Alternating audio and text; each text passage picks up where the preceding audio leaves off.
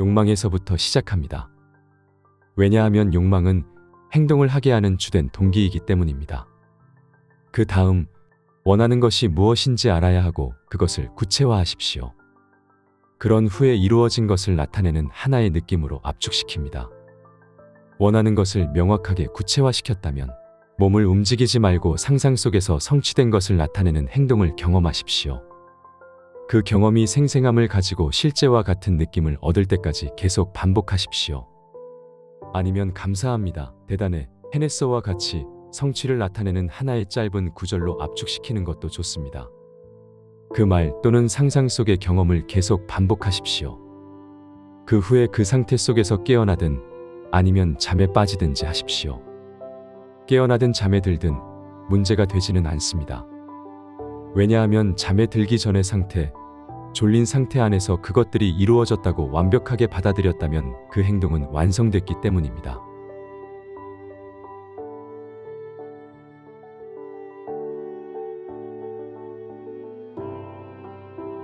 어떤 욕망이 생겨날 때, 그때가 바로 여러분의 소망을 전적으로 받아들여야 할 시간입니다. 지금 이 충동이 왜 생기게 되었는지 이유가 있을 겁니다. 3차원적인 존재는 욕망이 성취되었다는 것을 받아들일 수 없겠지만 4차원 마음은 이미 이루어졌음을 압니다.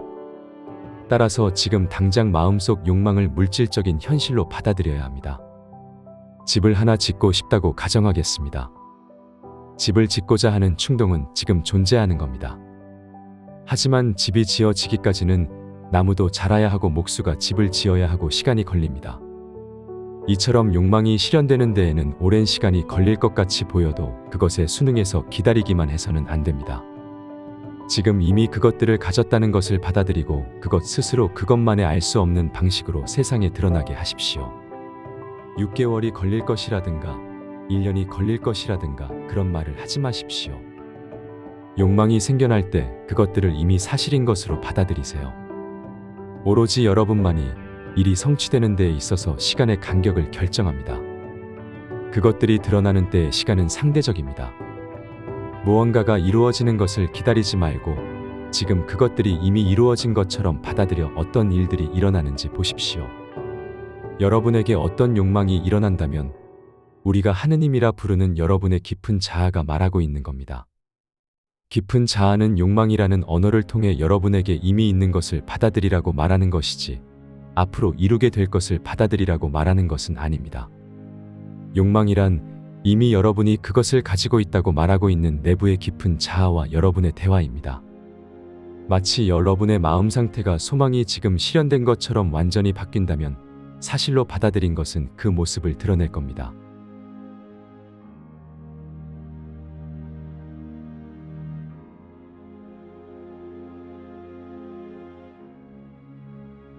여러분의 차원적으로 더 높은 자아는 여러분이 알지 못하는 길과 방법들을 가지고 있습니다. 그의 지혜를 받아들이십시오.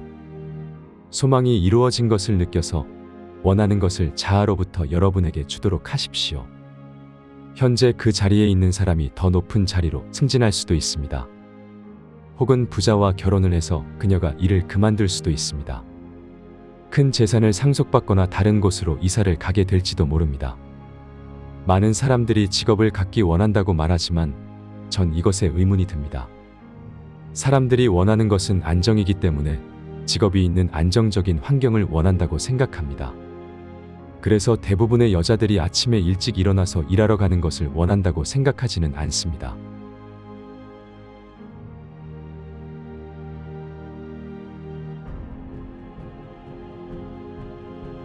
몸은 감정의 역과기입니다. 예전에는 몸의 질병은 순전히 육체적인 문제로 봤지만 지금은 감정적인 부조화로 인해 생기는 것으로 인식합니다. 고통은 이완이 결여되어 있을 때 생깁니다.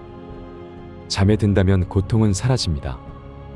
말하자면 마취 상태에 있다면 몸이 이완되기 때문에 고통을 느끼지 못합니다. 고통이 느껴진다면 여러분이 긴장된 상태이고 억지로 무언가를 하기 때문입니다. 억지로 생각을 구체화시킬 수는 없고 단지 그 생각을 내 것으로 만들어야 합니다. 그것이 바로 노력이 없는 주의력입니다. 이완되어 있으면서 주의력을 갖는 상태에 들어가기 위해서는 연습을 하는 길밖에 없습니다. 주의력이란 것은 목적을 향해 긴장하는 상태를 말하고 이와는 완전히 반대되는 상태입니다. 두 가지는 완전히 반대의 개념입니다. 하지만 연습을 통해서 의식을 가지면서 긴장하지 않는 법을 배울 때까지 두 가지를 하나로 만들어야 합니다. 컨텐션이라는 뜻은 노력이 없는 주의력을 말합니다. 컨텐션의 상태 안에서는 긴장 없이 생각에 의해 잡혀 있을 수 있습니다.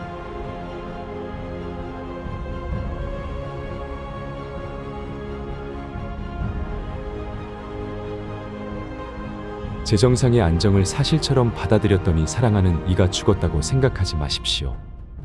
위대한 자아는 그 누구도 상처 주지 않습니다. 우리 내부의 자아는 모든 것을 보고 있습니다. 따라서 모든 이들의 수명도 알고 있기 때문에 내부의 위대한 자아는 사실로 받아들인 것을 주기 위해 다른 누군가에게 생각을 불어넣을 수 있습니다. 당신에게 물려주기로 결심한 그 사람을 죽인 것이 아닙니다. 경제적인 안정에 대한 생각을 완벽하게 사실로 받아들이고 며칠 후에 삼촌이 3차원 세계를 떠나면서 상속을 남겼다면 그것은 삼촌이 떠날 시간이었기 때문입니다. 어쨌든 삼촌은 단 1초도 자신이 떠날 시간보다 먼저 떠난 것이 아닙니다. 더 위대한 자아는 삼촌의 삶의 기간을 받고 당신이 경제적인 안정에 대한 느낌을 현실로 드러내게 할 방법으로 삼촌의 죽음을 이용했던 겁니다.